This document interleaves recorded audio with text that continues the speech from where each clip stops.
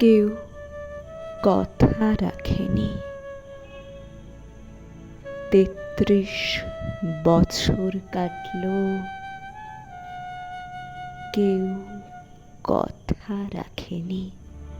ছোটবেলায় এক বৈষ্ণবী তার আগমনী গান হঠাৎ থামিয়ে বলেছিল, শুক্লা দ্বাদশীর দিন অন্তরাটুকু শুনিয়ে যাবে। তারপর কত চন্দ্রভোগ অমাবস্যা চলে গেল, কিন্তু সেই বৈষ্ণবী আর এলো না। ২৫ বছর প্রতীক্ষায় আছি। মামা বাড়ির মাঝি নাদের আলী বলেছিল, বড় হও দাদা ঠাকুর, তোমায় আমি ৩ প্রহরের বিল দেখাতে নিয়ে যাব।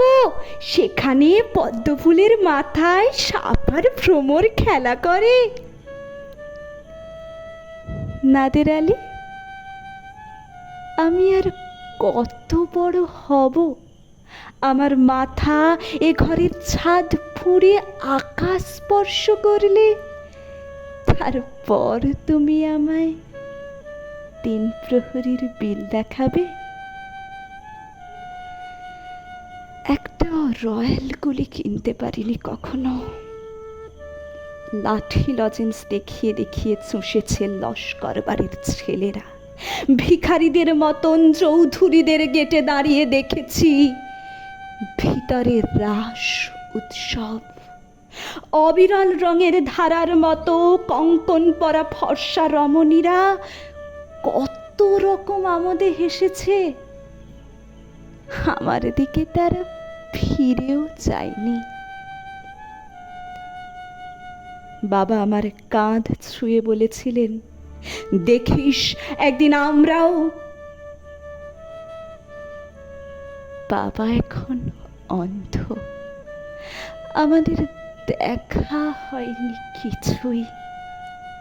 সেই রয়্যালগুলি, সেই লাঠি লজেন, সেই রাস উৎসব আমায় ফিরিয়ে দেবে না কেউ।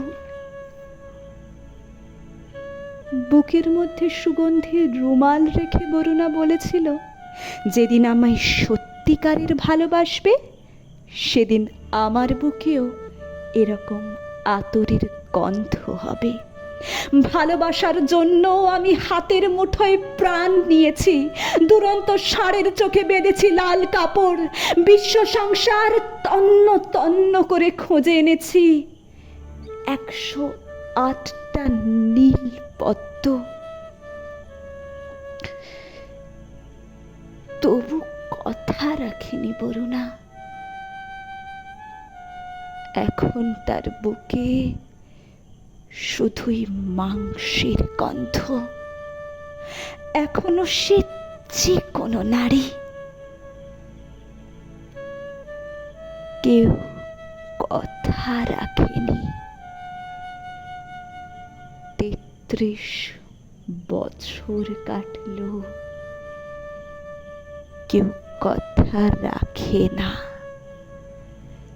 কেউ কথা রাখে না।